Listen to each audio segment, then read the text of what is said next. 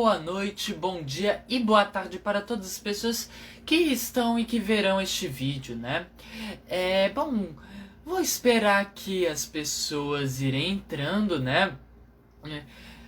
Já que isso é uma live feita no Facebook, e caso você, ser do futuro, esteja me vendo, né?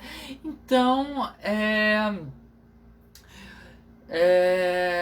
bom, vou explicar aqui rapidamente qual é o objetivo dessa live específica, né? Bom, se você é um ser do futuro, então tecnicamente você não está presente nesse momento e, portanto, é importante lhe informar que eu retirei uma pequena férias para terminar as coisas das minhas faculdades, né? Então, boa noite, Cidinha. Então, sendo assim, o objetivo desse vídeo será apenas resumir, né, os temas já tratados, né? Oi. Eu limpei. Ela não tá limpa o suficiente, não? Eu achei que era a luz. Ah, não sei se mudou, não. Ó, se mudou, tudo certo. Se não mudou, sinto muito. Deve ser a luz, então. Bom, deixa eu ver. Onde é que eu estava antes de ser interrompido? Sim!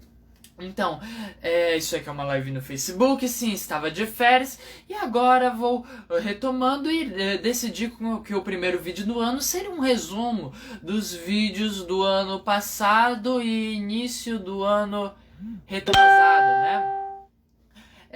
Para que a gente possa lembrar de tópicos importantes, né?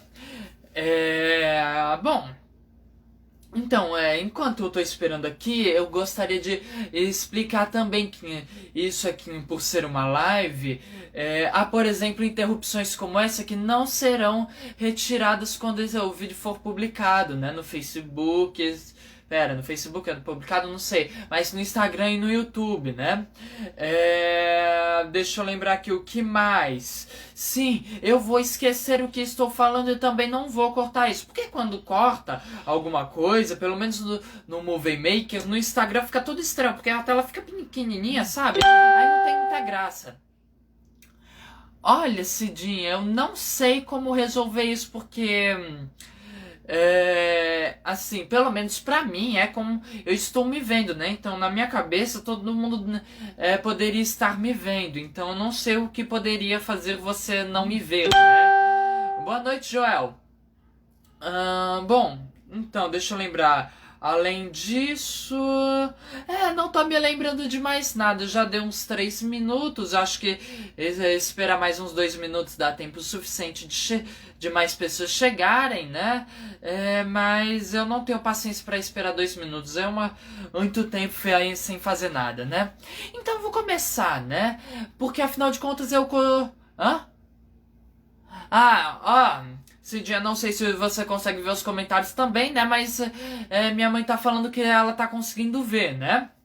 Bom, como esse início eu costumo dizer em todas, ou em pelo menos a maior parte das minhas lives, depois de que eu decidi começar, depois que eu percebi que eu seria interessante dar informações básicas sobre essas lives, né? Para as pessoas que não conhecem, né?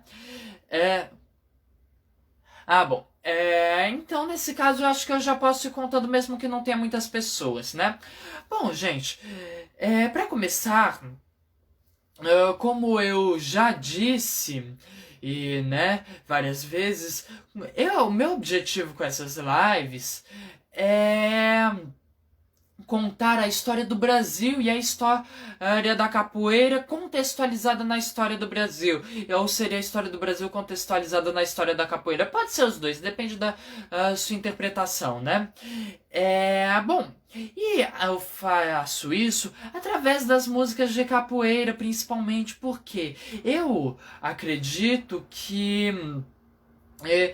as músicas de capoeira são uma expressão cultural muito importante, né? É uma parte da capoeira muito importante. Até porque, para começar, nós capoeiristas contamos a nossa história através das nossas músicas, né? Tem muita coisa que eu aprendi de história antes de ir para aula daquele assunto. Por quê? Porque eu ouvi as músicas de capoeira e eu fui aprendendo, né? Claro, quem escreve uma música não necessariamente tem todos os conhecimentos sobre aquele tema. Mesmo assim é possível a gente contextualizar, né? Boa noite, Rochinol. E mais importante do que isso, eu acredito que as músicas de capoeira sejam uma... Vixe, esqueci. Não é retomada. Uma manutenção, né? É uma coisa que se preservou das culturas africanas que formaram a capoeira, né? Porque eu já disse isso. Para mim, a capoeira, ela é uma arte brasileira, mas que tem origem, entre outras, africana, né? Para mim é muito provável também que tem origem indígena, também origem europeia, isso tem mesmo, né? O Joel aí pode contar toda a história, né, lá da capoeira do Rio de Janeiro do início do século XX, e a união com a savata francesa, né? Bom, deixa eu lembrar que sim. E também tem um pouco de muitas lutas que não são brasileiras, não são europeias, não são africanas, né? Por exemplo, não me lembro qual mestre foi que quando veio aqui pra Fortaleza, né, que nesse momento eu tô em Fortaleza, ele contou pra gente que a capoeira é a união de várias lutas e que, por exemplo, o famoso martelo, né, ele vem é um chute que tem no karatê, né, e provavelmente vem do karatê. Além disso, o mestre Etienne, quando veio pra cá, né, chamado pelo meu professor Testa, eu me lembro muito bem, que ele mostrou para a gente umas 3 quedas que ele pegou do jiu-jitsu que ele praticava, né, ou era do judô, agora não lembro, mas era uma dessas lutas aí, né, não lembro agora qual era, mas enfim, e não da capoeira, né. Porque a capoeira, assim, ela é uma fusão de muitas lutas, né? E a musicalidade é importante na capoeira por causa da tradição africana, né? Por causa que nas tradições africanas a musicalidade é muito importante. Por exemplo, um exemplo que eu adoro citar são os contos africanos, né? Que pelo menos os contados pela etnia Fon são uma mistura, começam e terminam sempre com uma música, e no meio às vezes tem uma ou mais músicas, né? E além disso, né, tem vários outros elementos musicais que vêm muito provavelmente e claramente das tradições africanas, né? Boa noite, Ana. E verdade, quase que esqueci aqui, né? Desejar feliz 2021 para todos e espero que todos tenham tido um bom Natal, Hanukkah, entre outras festas que se comemorem no final de ano, né? Não sei, eu não conheço o nome de outras, né? Eu conheço uma outra, mas que é mais praticada nos Estados Unidos, mas agora eu não me lembro, né? Que é, se eu não me engano, afrodescendente. Mas enfim, né? Sim, deixa eu lembrar que sim, né? Então vamos começar aqui, né? Acho que já tem bastante gente agora, né? Bom, eu não sei se vocês se lembram, mas quando a gente começou a contar a história, né? Começamos a conversar sobre essa história. Pera aí.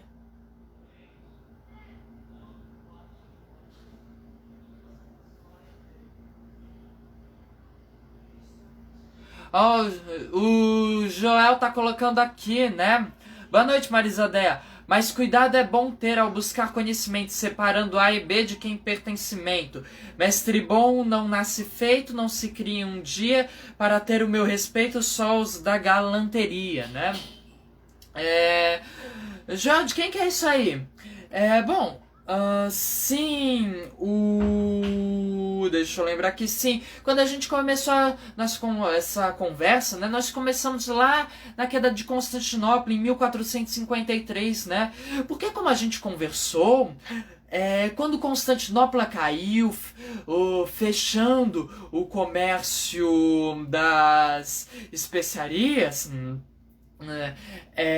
para a Europa, né? Os portugueses e os principalmente, mas os europeus em geral começaram a buscar uma nova rota para as Índias, que é aquela região lá constituída pela Índia, China, Japão, né? Todos esses países asiáticos, né? Mais orientais, né? E aí, no meio dessas navegações todas, a Espanha acabou descobrindo as Américas, aí depois os portugueses descobriram o Brasil, mais especificamente Pedro Álvares Cabral, né? E claramente, como a gente já sabe, Pedro Álvares Cabral o grande descobridor do Brasil, que descobriu depois de Bartolomeu Dias, Vicente Pinzon, teve também um outro que descobriu antes do Cabral, aí também tem os milhares de povos indígenas, todos os povos indígenas que vieram antes, os africanos. Ainda tem aquela história das ânforas, né, em greco-romanos, que foram descobertas lá, acho que na Baía de Guanabara, e que não sei se ainda está sendo pesquisada para ver se realmente são ânforas romanas mesmo, né, de onde teriam vindo, né. E também antigamente, né, se acreditava que os fenícios tinham vindo para cá antes, porque obviamente os indígenas não podiam ter descoberto isso aqui antes dos europeus, né, gente? Ou então dos fenícios, que eram grandes navegadores, né? Mas enfim, né? Também se acreditava que os atlantes tinham descoberto uma coisa muito que eu acho muito curiosa, né? Esse comportamento de desvalorizar os povos indígenas, né? Mas enfim, tô me perdendo aqui, né? E aí, né, quando os portugueses chegaram, né, ficaram assim maravilhados, né, com uma curiosidade bastante instigada, né, por encontrarem todos aqueles indígenas pelados, sem vergonha, né, sem nenhuma vergonha, né, gente. E aí um estranhamento que só ia aumentar, né, com o passar dos anos, ao descobrir que alguns deles eram canibais, né, coisa e tal. Um povo tão diferente que tomava banho todo dia, gente. Olha que estranho. Imagina você tomar vários banhos por dia. Só 2 por ano já tá bom, né? Então, e aí quando eles chegaram foi esse estranhamento.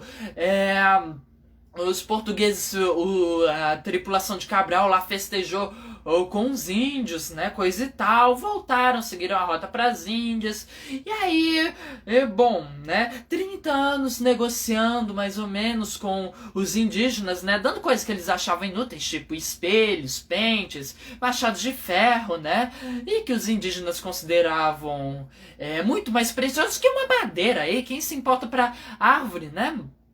É muito mais importante ter um espelho, um machado de ferro que corta melhor, um pente, né? Enfim, né? E aí, só que aí o que acontece? Os portugueses decidiram que iam ficar lá. Por quê? Por várias razões. Para começar, tinha lá os franceses ameaçando tomar o Brasil, porque afinal de contas o rei francês estava se lixando pro Tratado de Tordesilhas, né? Afinal de contas ele pedia para ver o testamento de Adão lá, né? Que o impedia de partilhar o mundo, né? E os portugueses dizendo, não, tem o Tratado de Tordesilhas, né? Mas e daí? Né? Mostrar o testamento de Adão nunca mostraram, né? E aí os franceses estavam lá ameaçando, inclusive os franceses dominaram a região lá do Rio de Janeiro, né? Foi um episódio que ficou conhecido como a França Antártica, né? Bom, e aí os portugueses decidiram começar a morar no Brasil, e aí que eles pioram as coisas, né?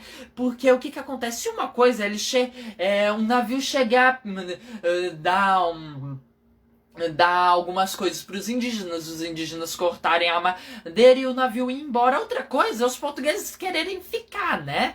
E aí isso começa a gerar uma tensão com os indígenas, até porque, né, os portugueses eles tiveram aquela ideia maravilhosa de sair escravizando os indígenas, que eram povos inferiores, né? E os indígenas eles ficaram meio revoltados, então meio que assim acabaram com tudo que os portugueses construíram, né?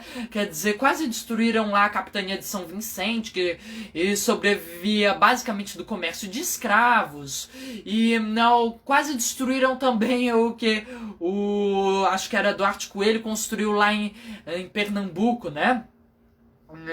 E aí o rei português decide então deixar o negócio mais centralizado, mais organizado, né? Que aquela história de capitanias hereditárias não estava dando certo, né?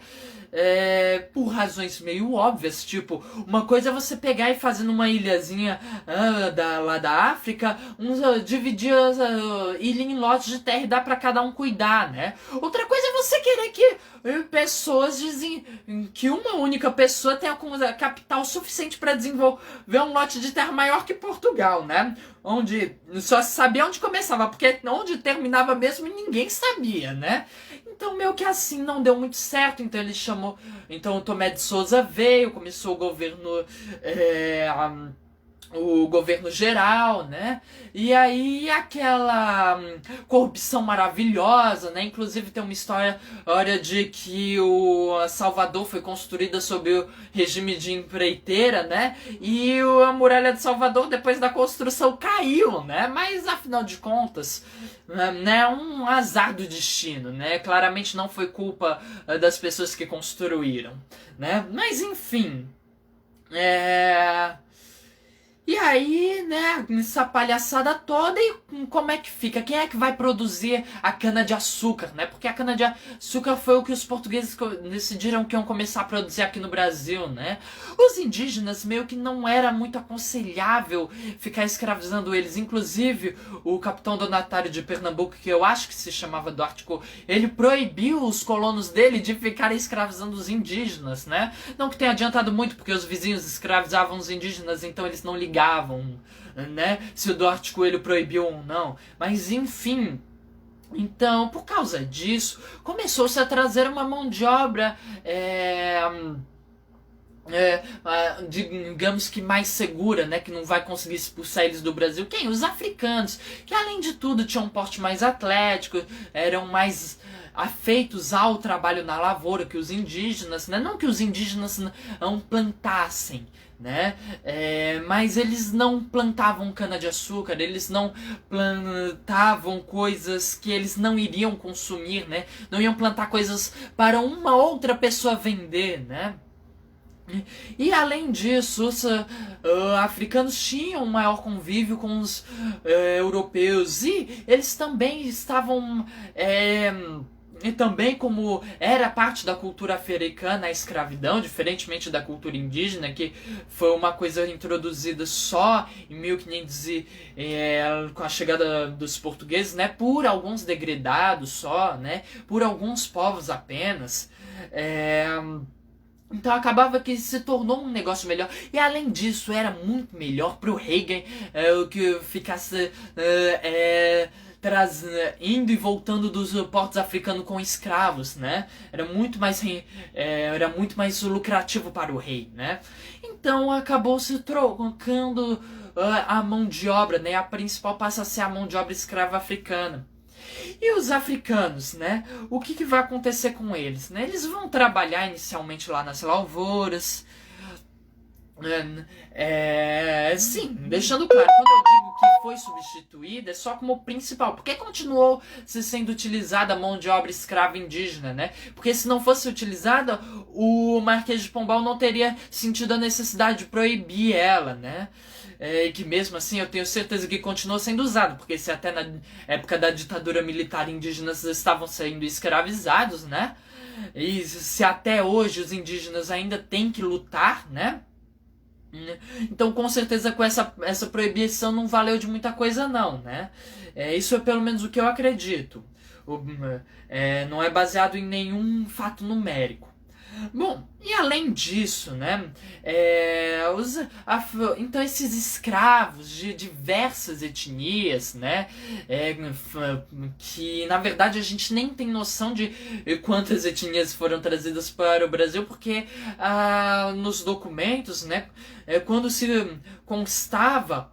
Primeiro que os documentos foram queimados pelo Rui Barbosa, né? Depois que apenas constava de onde é que aquele escravo, de que porto ele tinha saído, né? Então o cara podia ser de Madagascar e ela tá constando como sendo de Angola, né? E mais do que isso, os europeus não ligavam muito para a distinção étnica africana e também não ligavam para a distinção étnica indígena, né? Então, enquanto que em um país africano costuma-se ter várias etnias no mesmo país, né? Os portugueses vão tratar todos como sendo como se fosse da mesma etnia, né? Então vão lá colocar fulano de Benguela, né? Não vão colocar fulano de fulano Yorubá, fulano Fon, não, vão colocar fulano de Benguela, fulano de Angola, né? Então a gente nem tem noção da quantidade de povos diferentes que vieram pra cá, né? Bom, e eles vão estar lá trabalhando na lavoura de cana, produzindo o açúcar. Mas aí vai ter aquela invasão dos holandeses, né? Que vai meio que quebrar o comércio de açúcar no Brasil, né? E aí, bom, e nessa época, mais ou menos, vai acabar se descobrindo o ouro. Segundo Eduardo Bueno, o ouro já se sabia onde estava o ouro há muito tempo, mas mas ninguém contava para o rei pelo simples fato de que a lei era que todo minério pertencia ao rei. Todo minério encontrado pertencia ao rei. Isso mesmo, Ana. Os portugueses não viam etnias, só viam mão de obra barata para eles, né? Só viam seres inferiores. Né? Então, e aí e com essa descoberta do ouro, os portugueses vão começar a explorar o ouro. A gente vai ter um boom populacional no Brasil, né? Sim. Isso é muito interessante mesmo. Eu vou até ler aqui, né? Para quem não sabe, as marcas de etnias que dão alguma direção quanto ao local de origem dos escravizados. Eu não sei se vocês sabem, mas é comum, não vou dizer que em todas as etnias, mas em muitas delas, eu imagino pelo menos, era comum fazerem escarificações, né? Ou seja, marcar a pele com cicatrizes, né? E eram marcas específicas para cada etnia. Né? E isso realmente dá alguma direção para saber de onde o escravo poderia ter vindo, né? Isso é uma coisa que eu acho bastante interessante, pelo menos, né? Então, né, vai começar aquela produção, vai começar aquela busca pelo ouro, vai ter um boom populacional, o eixo econômico passa do Nordeste para a região Sudeste, né? E aí, além disso, com a descoberta do ouro, vai se fazer necessário a pecuária, que também vai ser bastante desenvolvida por causa das invasões holandesas, né? A necessidade de um produto que substituísse... Boa noite, Raquel. A produção da cana-de-açúcar, né? A Marisa Dé tá aqui falando que o penteado também distingue as etnias, né? Para vocês saberem, né? Que é uma outra coisa que eu acho muito legal. Bom, deixa eu lembrar que sim. E aí vai ter essa produção da pecuária. Deixa eu lembrar. Sim, mas a gente não vai ter escravos apenas na pecuária, na mineração, na cana-de-açúcar. A gente também vai ter lá nas cidades, né? Em cada canto a escravidão vai assumir uma forma diferente, né? Nós conversamos lá das diferenças. Não apenas porque é um trabalho diferente, mas porque as relações são outras, né? Quer dizer, na cana-de-açúcar vai ser de uma forma muito mais autoritária que nas cidades, né? Porque nas cidades os escravos vão estar em contato constante com homens livres, vão estar em contato constante com negros forros, né? Então... eles vão ter uma maior propriedade de locomoção. Não, a palavra não é propriedade. Possibilidade de locomoção. Diferentemente de uma fazenda, né? Em que eles vão estar sendo vigiados 24 horas por um feitor, né? Por um capataz. E na mineração, por exemplo, vai haver uma liberdade maior. Por quê? Porque enquanto que na plantação de cana-de-açúcar, para os escravos estragarem com uma sabotagem que pode ser percebida e pode ser consertada, né? O escravo que trabalha na mineração, não. Você vai ter um problema do seguinte: ele pode simplesmente não pegar ouro, ele pode esconder ouro, né? E vender o ouro né? Que inclusive se fazia muito disso, né? Então havia uma maior liberdade para evitar esse tipo de coisa, né? Para a pecuária não vai ter tanto utilização de escravos, vão ser mais a utilização mesmo de homens livres, né? Não que seja uma vida fácil, mas enfim, né? Eu falei, eu gostei bastante de pesquisar sobre essa questão da pecuária, porque na capoeira a gente tem muita presença do personagem do vaqueiro, né? Mas eu, pelo menos, não imaginava como era a vida difícil, como a vida de um vaqueiro era difícil, né? E como eu disse, os vaqueiros até hoje sofrem problema com questão de salário mínimo, com ou questão de jornada de trabalho, né? Eu lembro que encontrei um que disse que já passou mais de 24 horas acordado ou trabalhando, né? Boa noite, Creuza. Boa noite, vó. Bom, né? Então a escravidão vai estar assumindo essas várias formas, inclusive vão ter escravos do governo, né?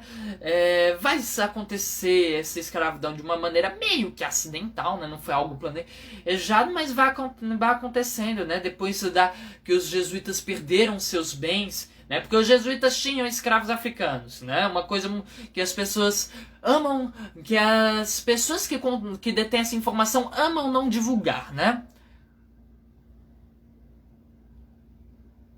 Sim, Ana, é exatamente essa ideia. Na cidade ainda era difícil para o escravo, mas era menos pior, era melhor a socialização e algumas possibilidades seriam possíveis, né? Verdade, era um trabalho menos desgastante, né? Os escravos, eles nas fazendas, nas minas, eles duravam 7 anos só. Vocês veem que era muito tempo, né? Como os portugueses adoravam preservar os seus escravos, né? 7 anos, olha só, gente, quanto deu para viver em 7 anos, né? Quanto deu para produzir, que maravilha, né? Só 7 anos era o que os escravos viviam nesses serviços mais insalubres. Nas cidades viviam mais tempo. Nas cidades havia os escravos de ganho, né? Que ganhavam dinheiro e tinham a oportunidade de comprar a própria alforria. Eu pretendo falar dessa questão da alforria mais lá pra frente, né? Quando a gente for começar a falar dessa questão de libertação do escravo, né? Lá da Lei Áurea, do movimento abolicionista, coisa e tal, né? Sim, na lavoura era rude, produção pura e obediência, né? E os escravos da nação também, por estar em contato com trabalhadores livres e por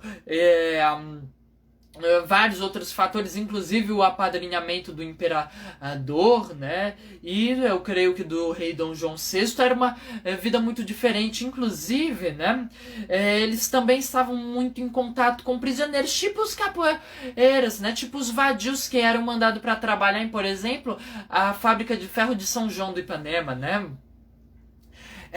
Bom, mas é claro, apesar de tudo isso, a vida não é apenas trabalhar. Apesar de que para o Senhor a vida de um escravo devia ser apenas trabalhar, né? Então, por exemplo, falando de questão alimentar, que é uma coisa muito importante de se falar, porque os escravos, eles passavam fome, né? Afinal de contas, pra que comer, né, gente? Comer é uma coisa desnecessária, né? Você não precisa de comer pra ficar fazendo trabalho pesado e gastar a sua energia que você não tem porque você não comeu, né?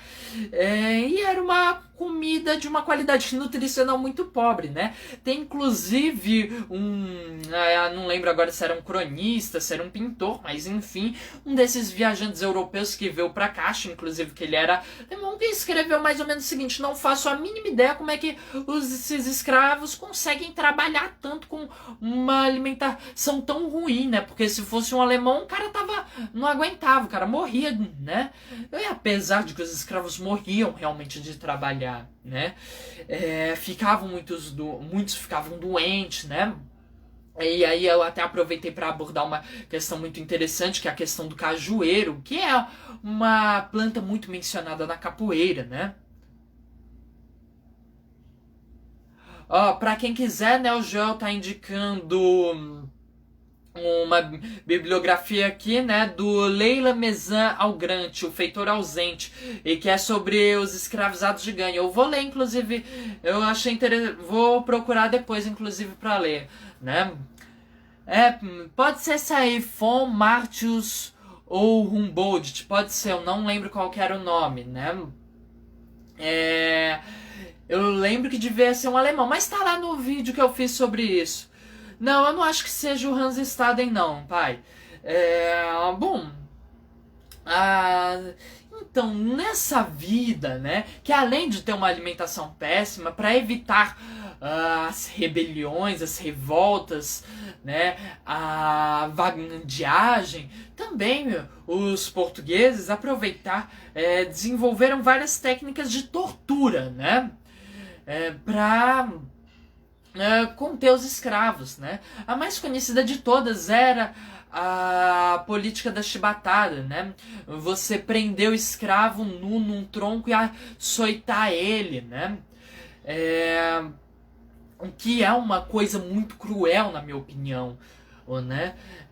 Justamente era feito em público para que os outros vissem e tivessem medo daquilo e não quisessem, né?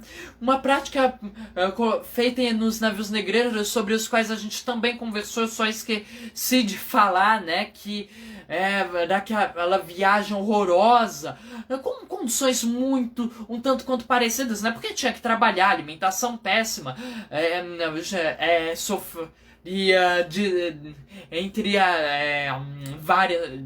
os escravos eram torturados de várias maneiras diferentes e ainda tinha os problemas lá de você estar num navio do meio do mar, né? Inclusive os velhos, os doentes eram atirados no mar, né?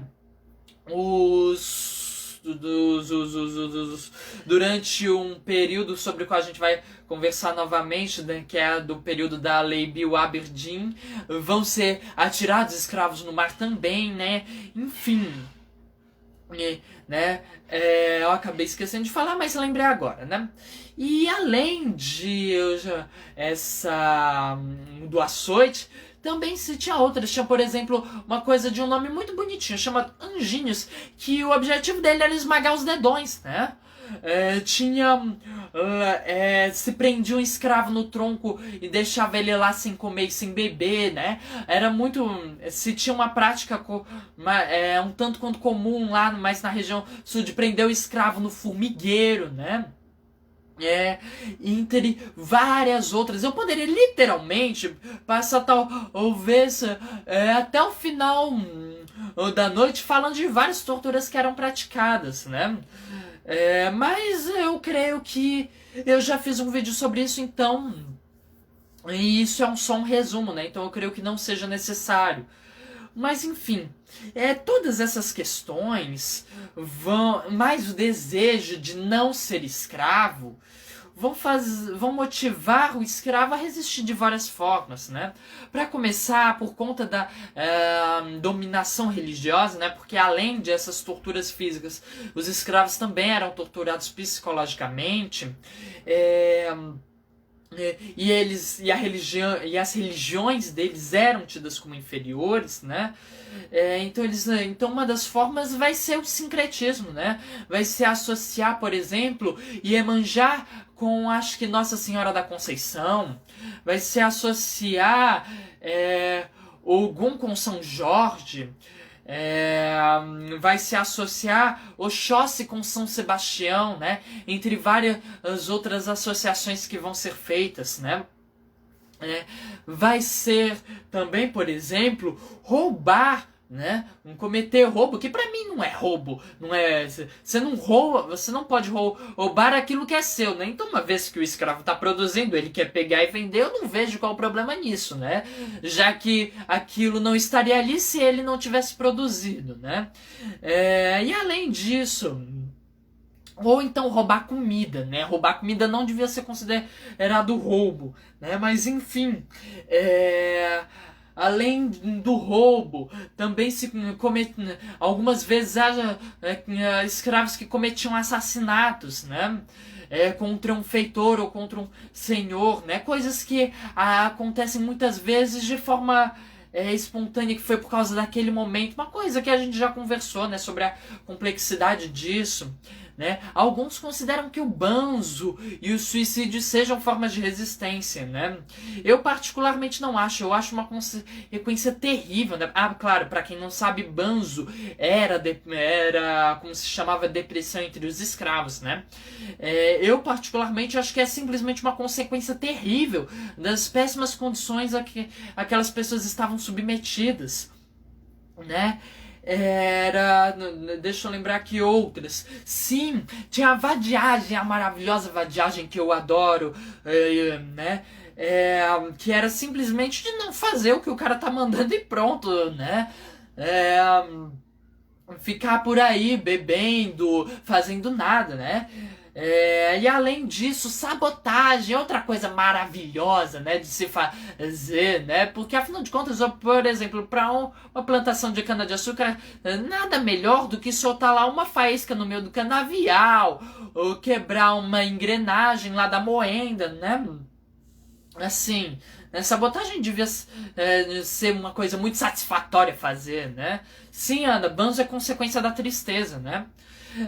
Principalmente consequência da saudade né, que as pessoas tinham de casa, porque elas não queriam estar ali, né? E além disso, né? Eu acho que eu já falei que se faziam as fugas, né?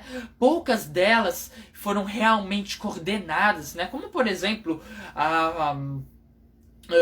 agora eu não lembro, agora eu não tenho certeza, mas se eu não me engano, o êxodo de Capivari e foi uma fuga coordenada, né?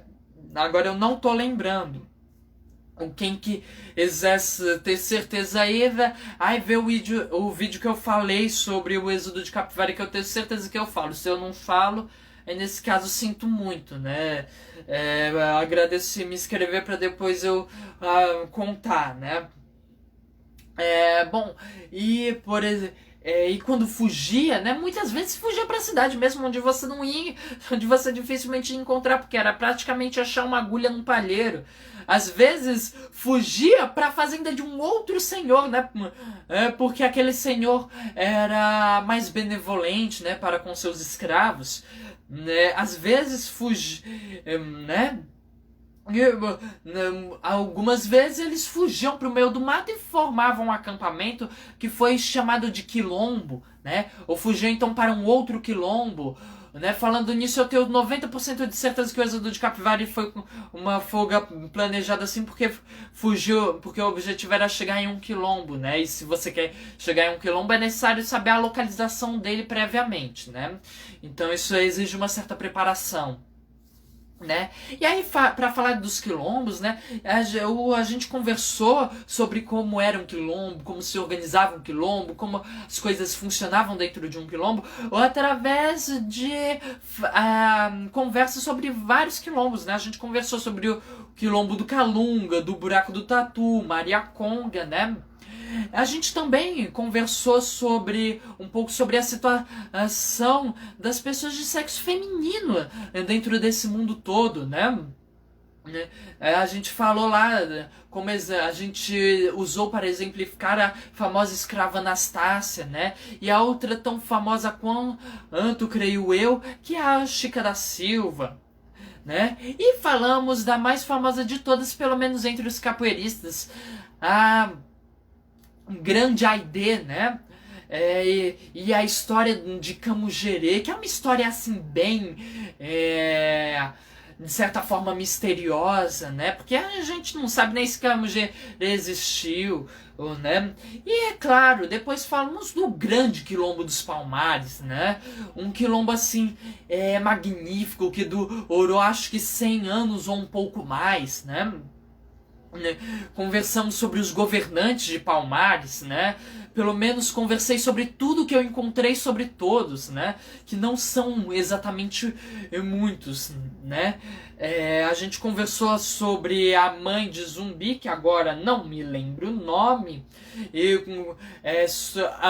A mãe de Zumbi não, a mãe de Gangazumba, que eu não me lembro o nome, era a Aqualtune. Pronto, a gente conversou sobre a Aqualtune, Gangazumba, Ganazona, Deixa eu lembrar. Tinha mais. Acho que a gente conversou sobre mais umas outras 2 ou 3 pessoas. Conversamos sobre a grande Dandara dos Palmares, né? Aquela pessoa incrível, né? Que foi a Dandara. Conversamos sobre também o grandioso Zumbi dos Palmares, né? Que eu falei em um vídeo que quando eu fosse fazer o vídeo sobre o Quilombo dos Palmares eu provavelmente mudaria a minha visão de que Zumbi provavelmente funcionava muito mais como símbolo do que como era muito importante, mais importante como um símbolo e quando você vê pelo menos a história do jeito que eu encontrei, né? Você percebe que não, Zumbi era realmente grandioso, né? Ele foi, enquanto o Gangazumba que se dispôs a acabar com o Quilombo dos Palmares e todo mundo receber um pedaço de terra e todos os que nasceram a ficarem livres, o Zumbi falou não, que eles tinham que continuar lutando contra esses colonizadores miseráveis, né, esses malditos escravocratas, e continuou lá até o fim, né? O Joel tá mandando aqui uma outra referência, né? Sobre, nesse caso, a história dos quilombos. Liberdade por um Fio, organizado por João José Reis e Flávio dos Santos Gomes, né? Para quem quiser ler depois. Bom, deixa eu lembrar que sim, né? Deixa eu ver, Palmares. E aí depois de conversar sobre Palmares, né? Eu não lembro mais do que a gente falou, não. Mas eu lembro que em algum momento, não lembro mais da sequência direitinho, não. Mas eu lembro que em algum momento a gente deu uma pausa em toda essa história do Brasil, em toda essa história da resistência africana, né? E resistência indígena também, porque nos quilombos também tinham indígenas que fugiam desse mundo terrível criado por esses escravocratas, né? A gente conversou sobre a independência dos Estados Unidos, que foi de 1775 e 1783. Não porque eu acho que a história dos Estados Unidos é aquela coisa maravilhosa, como tem certo, e queria ser um estadunidense, como certas pessoas acreditam, né? Porque se eu fosse uma delas, para começar, eu iria falar americano, não estadunidense, né? Uma coisa que eu detesto é essa mania das pessoas aqui do Brasil de não se valorizarem, né? E ficarem nessa ladainha de chamar estadunidense de americano, né? Porque se você quer chamar alguém de americano, chame todo mundo que nasceu nas Américas. Eu sou americano, o Joia que é americano, todo mundo que nasceu nas Américas é americano, né? Os argentinos são americanos, o brasileiro é americano, venezuelano é americano, cubano é americano, todo mundo é americano, gente, né? É uma mania que as pessoas têm que eu particularmente detesto, né? Mas enfim. E aí, por que a gente falou disso, né? Para começar, a Revolução dos Estados Unidos, eu gostando, a chamada Revolução Americana, né? Que é a independência dos Estados Unidos, eu gostando ou não, é um evento que marca a história do mundo inteiro, né? Porque vai ser o primeiro local em que tentou aplicar as ideias iluministas, né? O primeiro local que tentou um regime verdadeiramente democrático, que algumas pessoas, assim, algumas energúmeros estão tentando derrubar, né? Não sei como é que está nesse momento, mas alguns energúmeros estavam tentando derrubar lá o regime democrático mais longo da história do planeta Terra, mas enfim, né? E eu digo mais antigo do planeta Terra porque é o de maior duração, né? Porque, por exemplo, eu não consideraria o regime grego, apesar de ser muito bonito, idealmente, se você pegar ele não é exatamente democrático, né? Porque grego era bem machista, então para eles as mulheres eram inferiores, né? Falando nisso, uma coisa que eu quero comentar aqui, que já vou avisando, né? Eu falei que eu utilizaria a palavra Frau para se referir às mulheres, porque eu não gosto, porque eu acredito que a etimologia das palavras é uma coisa muito importante. A gente transmite ideias com a nossa língua, né? A língua, ela tem esse poder de transmitir ideias. Então, eu poderia mencionar vários exemplos, né? Se alguém quiser saber, é só me perguntar que eu conto. né? E aí, não conhecia nenhuma palavra latina para substituir, né? Mas aí eu tava pesquisando um dia desses uma palavra em Guarani para ler um texto que não estava exatamente bem traduzido, né? E acabei me deparando com uma palavra para mulher que não é usada para esposa, que é cunha, né? E sendo então uma palavra indígena, né? E portanto brasileira, eu acho mais interessante de utilizar, então apenas queria fazer essa atualização. Sim, então além desse comportamento machista dos gregos, também tinha um comportamento meio xenofóbico. Então estrangeiro não tinha opinião, né? Escravo não tinha opinião, enfim, tinha um monte de gente que não tinha opinião, mas eles eram democráticos, né? Então, bom, mas o principal motivo da gente falar disso é Cunhã, que se fala, bom saber, que no Lexo Guarani, alguma coisa que eu li, estava escrito C-U-N-H-A, né? E aí ele falou que algumas palavras, né, que são anasaladas, mas não tem o tio, né? Então aí eu já não sei, né? Eu supus que seria cunha, mas enfim. Se for cunhã também não tem problema. Cunhã eu até acho mais legal. Bom, e aí, além disso, deixa eu lembrar aqui, sim, eu me perdi completamente, né? Sim, um dos principais motivos foi para falarmos da Revolução Francesa. Uma revolução incrível, uma revolução bem sanguinolenta, né? Que viria a matar a família real francesa e colocar o Napoleão no poder. E o Napoleão vai promover uma guerra contra a Inglaterra, né? Vai fazer aquele bloqueio continental para erguer a França da crise que ela estava passando, né? Uma crise causada por diversos motivos, né? E um deles é a independência dos Estados Unidos, né? E aí o Napoleão vai acabar expulsando a família real do Brasil, né? E a família real do Brasil. Vou expulsar a família real do Brasil, não. A família real de Portugal que vai vir para o Brasil. E aí Dom João VI, aqui no Brasil, vai inaugurar. Então, segundo o Lexo Guarani que eu encontrei, né, que é para fins universitários, fins acadêmicos, uma coisa assim, disse que é uma palavra que se refere à mulher, mas não deve ser usada na conotação de esposa, né? Talvez seja até por isso que você imaginou que era esse significado, né? Bom, deixa eu lembrar que sim. Peraí. Sim, e aí o Dom João VI vai transformar o Brasil em uma capital uma verdadeira capital monárquica, né? Uma capital digna do reino no português, ou pelo menos vai tentar, né? Não vai conseguir exatamente, né? Mas o Brasil vai evoluir culturalmente, né? Podemos falar assim, pelo menos vai chegar mais perto dos padrões europeus, né? Não que isso necessariamente seja uma evolução cultural, né? Sem problema, Cidinha. Eu mesmo me atrapalho e me desatrapalho, né? E aí vai ter a criação de escolas superiores, vai trazer artistas franceses, né? Vai trazer teatro, orquestra, né? Enfim, toda aquela família bem... até uma família bem caricata, né, que era aquela família real, né, vai trazer essa evolução no sentido de chegar mais próximo dos padrões europeus, né? Sim, pode ser, Marisadeia. Bom, e aí...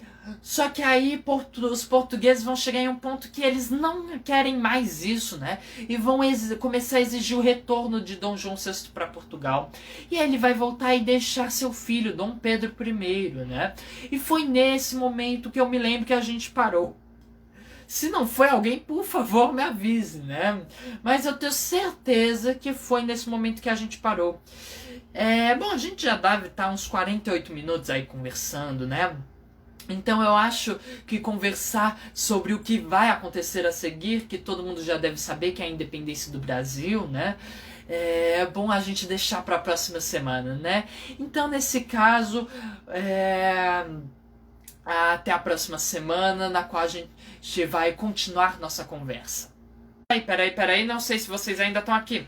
Quase esqueci. Esse vídeo também vai ser, eu vou colocar pra... deve estar dentro de uns 15 minutos no YouTube, no meu canal Papo com Grilo, e depois irei colocar no Instagram. Pronto, é só isso mesmo. Até a próxima semana.